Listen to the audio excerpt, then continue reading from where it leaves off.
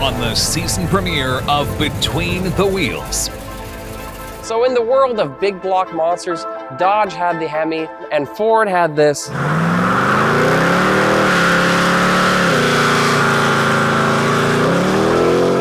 If they didn't have rivalry, none of these cars would have existed.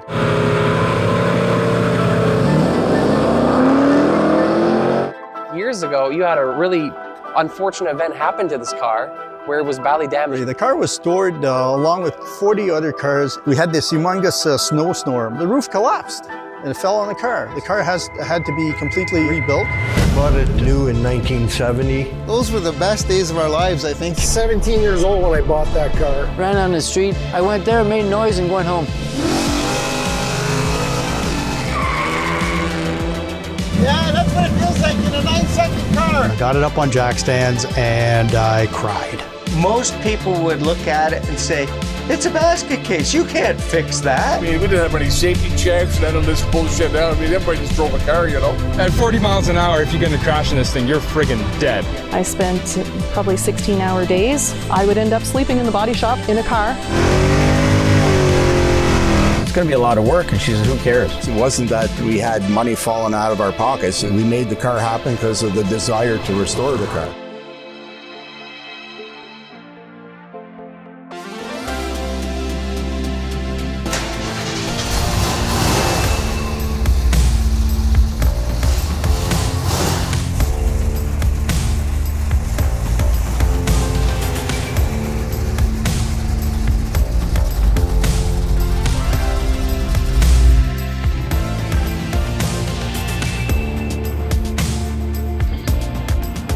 All right, so in the world of big block monsters, Dodge had the Hemi, Chevy had the 427, and Ford had this. I'm standing here with Rob in this beautiful 1970 Torino. Tell me about this amazing car. Well, it's a car I've had my eye on since 1994. It was at Mobile Ford car show in Hull back then. You know, they had the Mustang gathering, but we accepted everything that was Ford related. And Steve, the guy that used to own the car, actually showed up with this car. And a lot of people told me about, why don't you consider a Torino? And to me, a Torino was a Starsky and Hutch car. But when I saw this car coming down the street at the car show I was at, I fell in love with it and was kind of surprised when I saw it was a Torino. So I asked the guy what exactly was the car. He said it was a 1970 Ford Torino GT. Yeah. And I saw the Cobra Jet on the shaker there while I was talking to him. And I asked him if it still had the 429 in it. And he said, yes, it's a 429 and it's a drag pack car. I was really impressed with the car. I started bugging the guy for about, I'd say 12 years or so. He never wanted to let it go until he bought a Pontiac GTP. And he said, I don't like car payments. If you want the Torino, it's yours. Come and get it. So I went and I bought it, and I've had it since 2004. And before that, you've been a big car guy. So in the past, you've had some other cars and whatnot. So you've grown up with vehicles. Maybe talk about that quickly. The first car I've owned was a 1970 Mach 1 Mustang. It's a car that me and my dad actually rebuilt. I bought the car for $600 back then. And it took us about six to 8 months to restore the car. I became a Ford guy because of my dad. Okay, my dad was a Ford guy. He always wanted to own a 1965 or 66 Mustang. He bought a 66 Mustang. Very desirable car. Oh, it is. Even though it was a coupe, it was kind of like a beautiful car, a 1966 Mustang. But that's the reason why I went with the Mustang. But, you know, I'm interested in all cars, really because if you're into the muscle car movement, you have to respect all brands. Because if they didn't have rivalry, none of these cars would have existed. See, what you just said there, that is one of the biggest things. So one thing I always say is competition brings out the best in people. Yeah. But when people think, oh, someone's doing the same thing as you, it's bad. It's not, it's actually good. If you think back to the early, 60s and 70s, you go, the golden age of rock. You got the Rolling Stones, Pink Floyd, all these bands. Everybody just wanted to be the best and wanted to bring out the best. And that's kind of what happened with the cars. And in 1970, you really had, I think, the best of the best in terms of styling, power, performance, everything. And that's what embodies this car. It does, because the government didn't impose its new laws, emission laws and stuff like that. That came in 1972, really. car makers were building these cars, and as they said back then, if they won races on Sunday, they sold cars on Monday, because that was kind of like a publicity for them for performance cars. And nobody knows more about that than Don Yenko and Mr. Norm and Tasca Ford. I mean, these guys actually are the kings of performance, pushing performance. So let's talk about that. You're talking about the Yenko. That's when you had the 427, and you had it in Chevelle, and you had it in the Camaro, and then later they put them into the Novas. Obviously, they didn't come factory that way. No. But the same thing pretty much happened here in terms of Ford with the biggest, most powerful, fastest car you can get. You had this engine, and obviously, what made this car so desirable, I guess you could say, especially with the 1970 model?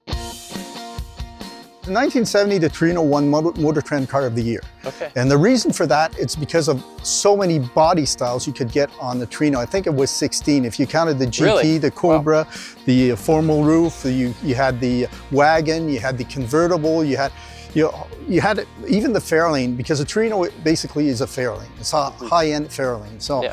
So I think that's the reason why they were so desirable, is because of the many ways you could order the car. You could get a performance monster, like you could get like a 6-cylinder, a wagon, no problem, I think that's the reason why they were such a success.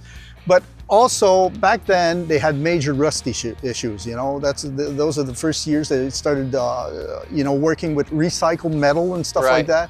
So these cars used to rot out big time, just sitting in the driveway. In 1970, they sold close to 500,000 Torinos. They made 56,900 and somewhat GTs, but it didn't matter. The cars used to rot out big time, but they were really, really nice, popular because of what they were, really because of everything. But they used to rot out even if you didn't use them. It's funny, they didn't think about that 50 years ago, that people would still be restoring these things in the 2020s, you know what I mean? But the cool thing is you can restore a lot of these cars, because most of the cars, they come with, you can get some different body panels, like let's say the Nova, something I'm very familiar because I've been building. You can buy almost everything on that, except you can't get the inner structure, you can't get parts of the dashboard. Now this one's a little harder to find parts for.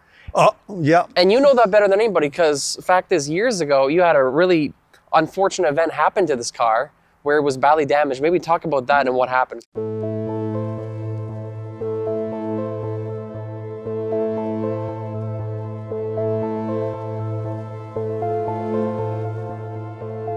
Yeah, that was a crazy story. The car was stored along with 40 other cars in it's a converted farm that guy actually stored cars in. We had this humongous snowstorm, and it's wet snow and stuff like that. The roof collapsed and it fell on the car. The car had to be completely rebuilt, but it wasn't as bad as it looked. But every panel was touched. Everything was touched. So they had to rebuild the entire car. Majestic took care of it. It took 8 months to rebuild the car. They actually saved all the sheet metal. They all kept the sheet metal. And I told Jim back then, I said, before you do anything to the sheet metal, putting a primer on it, I want to see it. I don't want a Bondo-filled car. And I actually showed up, and one of the trusses actually fell on these pointed fenders. So they had a major loop here. And when I showed up, the fenders were on primer. And I told Jim, I said, I wanted to see the fenders before. Oh yeah? So he flipped one over. And the seam on the backside actually looked perfect. I don't know how they did the work. This is an art too. It's not just a skill, it's an absolute art. It is, that's for sure. And that's why it took such a long time to rebuild the car. I think that's what it was. That was the issue. I think that's what makes this car really special, is the fact that usually when cars are restored, they just switch all the panels. They take the quarter panels off, the roof skin, whatever, fenders. The car is barely original other than the VIN and a couple of pieces. But in this case, this car is actually original, which blows my mind because I'm looking at the body lines and everything, and to fix something like this and make it look the way it is pretty incredible. It's very rare, and it's not something that's common these days anymore. No, and like you said there, Max, when it comes to Mustangs and Camaros and stuff like that, you can get anything you want for these cars, but Torinos, the only thing you can get are half quarters. Unreal. That's the only thing you can get on these cars. I've been told by some friends that some companies are actually planning on making some repops, but it remains to be seen. I haven't seen them. I haven't seen anything yet. I just find that so funny. I've seen this problem with a lot of cars, like Datsuns are becoming really popular now. Yeah. The 70s. a lot of people are fixing them. They're not. They didn't have the panels, so they're just going around. But so many people are restoring that actually companies are thinking of bringing back the pieces. It's just funny. 50 years later, these cars are still a topic of conversation. So there's something to be said about classic cars.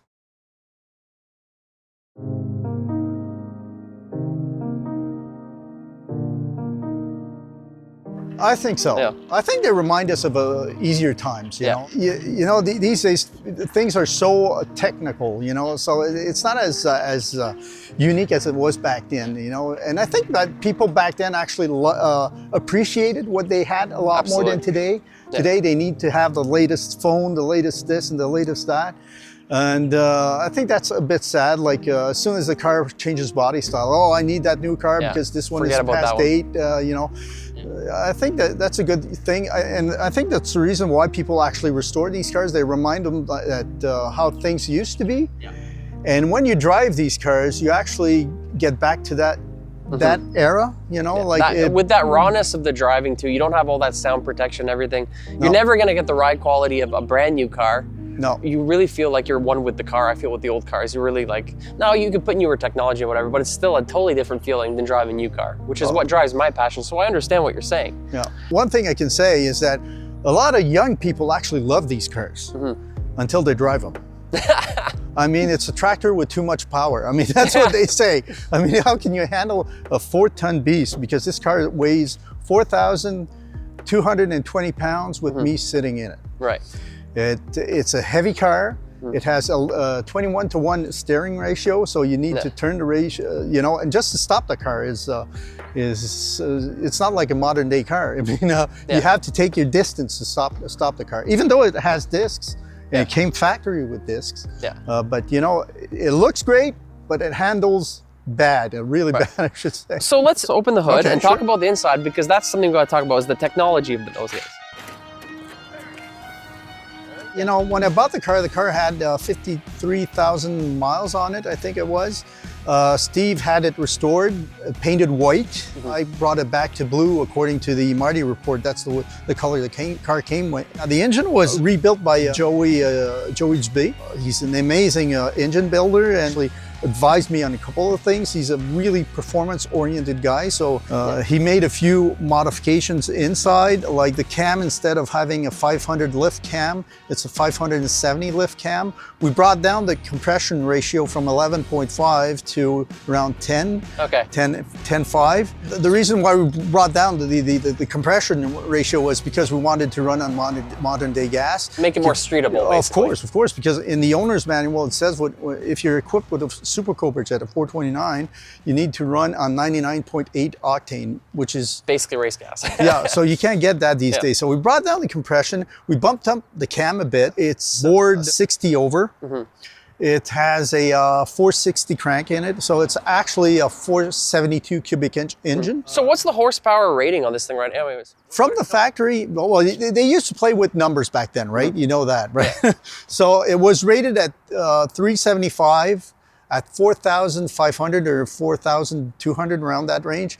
But a lot of people say that the Super Cobra Jet was more around 450 horsepower than what Ford claimed it was. Oh wow, that's similar to the Yenko, because that's what they were running with those engines. Yeah, that's right. Yeah, and the LS6 was a 450 horsepower engine in the 454. They played a lot with the numbers back then. Was it because at this point they were trying to think a bit more conscious of like gas and whatnot? I know we weren't at the gas crisis yet. That came a few years later, but they were already starting to get uncomfortable with the fact that, you know, these burn a lot of gas. They're really, you know, high horsepower cars. Was that one of the reasons they kind of disguised the true horsepower? It might be one of the causes, but what I read is that it was a question of insurance premiums. Really? Yeah, people couldn't afford these cars because insurance premiums were actually getting way up there when it came to performance-oriented cars and high horsepower cars. So I think the factories brought down the horsepower, but you know, they played a lot with the numbers back then and stuff like that. Interesting. Sounds like a Volkswagen and the emission scandal all over again. Yeah, that's right. Well, you know, what was it back then? It's got no emissions unless you turn the wheel. Yeah, I remember that recall. I had one of those. I got my money back. But anyways, obviously with this, when it comes to emissions and fuel efficiency, you got no fuel efficiency. It's all power. Obviously, these were gas hogs Talk about this engine and exactly what they were created for. Well, it was built for performance, that's for sure. It was built for put Ford in the performance circle, if you will. Like the 429 Boss was built because you had the 429 Boss, and you had the 429 Cobra Jet, the Super Cobra Jet, and you had the base 429, which was a Thunder Jet that they put into Lincolns and stuff like that. Even the Torino could get a 429 Thunder Jet, but it was a low horsepower car, but low horsepower. They rated the 429 Thunder Jet at 360 horsepower, which is only 15 less than this.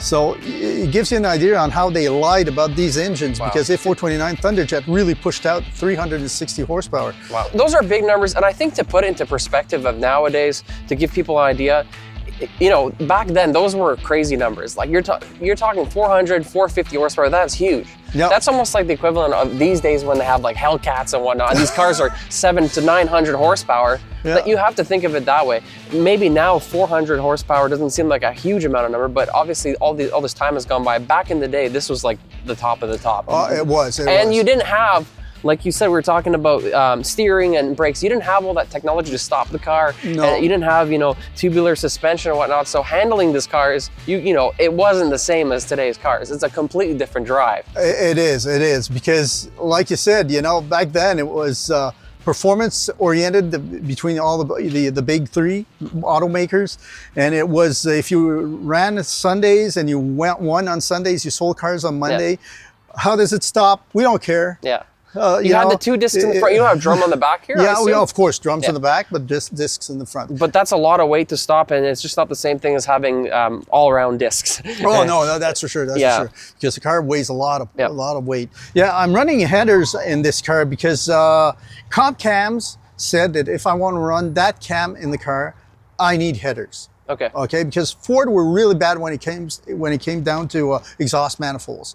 Perhaps the only Ford that actually had great exhaust manifolds was the 427 side oiler, which they put in the AC Cobras and the Fairlanes in the till 1967. 1968, the 428 came out, but the only car that actually has great exhaust manifolds when it comes to Ford is the 427. That's the best motor. So I had to run headers on this car because they said that the cam was a bit too radical for the exhaust Ford exhaust manifolds.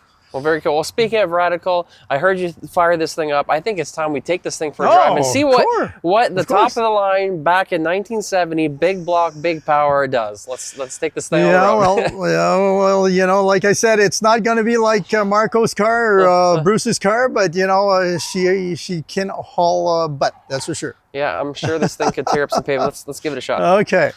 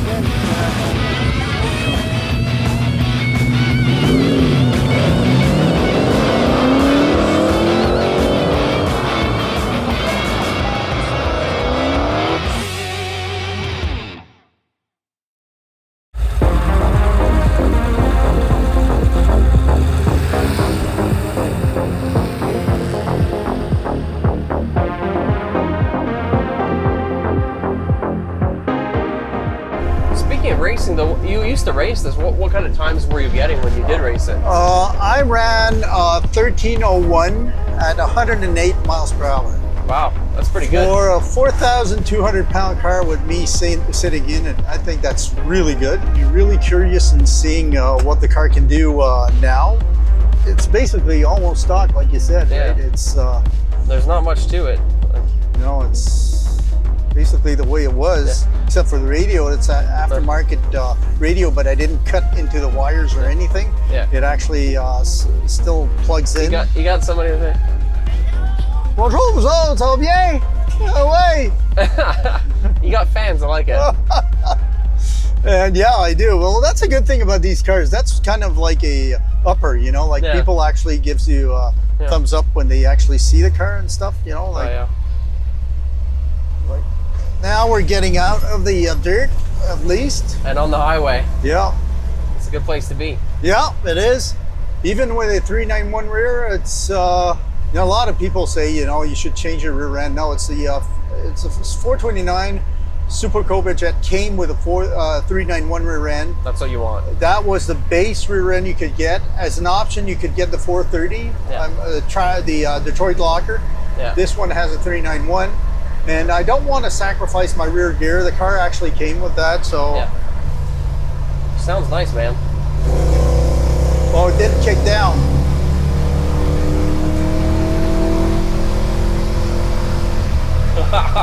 Well, it didn't kick down. When it kicks down, there is a major difference. Oh, the opening the secondaries? Yeah. Well, the secondary, no, yeah, that's a good thing, yeah.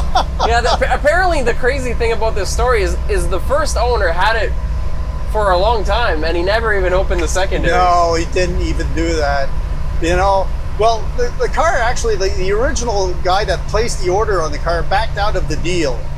And the car laid on the lot for about 9 months because not a lot of people wanted a Super Cobra Jet with a column shift automatic. Yeah. I mean, they wanted 4-speed, they wanted the console, they wanted 4-shift at least. So the car laid on the lot for a long time. And this person actually showed up, new to America, because I was told he was a Japanese person. And he was looking for a car, and the salesman actually had a bet going on who could sell that damn car because nobody wanted to buy it. So the poor Japanese guy. That's right. So the guy was not a performance-oriented guy.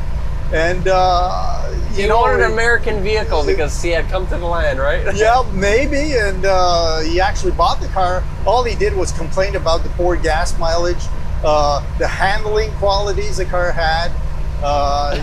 He said, you know, Steve told me that he called up the salesman once and he said, you know, the winter months are here and I can't even go up my driveway without losing the rear end. The car spins all over the place. It doesn't turn. The guy only used the car for small errands, you know, and took the bus to work and stuff like that. So that's maybe one of the reasons why the car still has the 429 Super Cobra Jet. If a young guy would have bought it, or a guy that was performance oriented, maybe would have beaten the crap out of this car. Yeah. And it wouldn't be alive, and the engine would be blown. I was gonna say a lot of let's say if we're talking about Chevy, you got the 396. You know, a lot of those cars aren't around anymore because when people bought them, they bought them to beat the crap out of them. You know, what they were designed for, right? So this is rare to see something, and this is like a 1 year. It's not like the Nova where you had all of them look the same for like 4 or 5 years. This is the only year that looked like this with that engine. You know what I mean? So it's very rare. Yeah, so, it's very rare, and like I said, you know, they used to rot out big time. Yeah. And so not a lot of them are still around. Well, Rob, thanks so much for being on the show, man. Oh, it was a pleasure, my friend. You deserve the hat, as always. Thanks a lot. This is a trophy for me. I mean, I get one of these hats. I'm so happy to have. Oh, God, this is amazing. Well, this is really cool. Thank you so much for giving us a ride in this car. Only 200 some cars of this were built. 241, yeah. 241 cars, so it's a real honor to have something that's, first of all, this shape, all the history and whatnot. And thanks a lot, man. That was awesome. Oh, it was cool. a pleasure. I'm loving the big blocks. Oh, yeah, that's the thing to have. Well, for me, anyways. I'm glad you like it. Loved it. All right, thanks, guys. We'll see you next time. Next time on Between the Wheels. There was only like 17 or 18 Hemi Roadrunners designated for Canada. I knew I couldn't afford just to walk out and buy one unless I started dealing meth or something, so I just built the thing myself.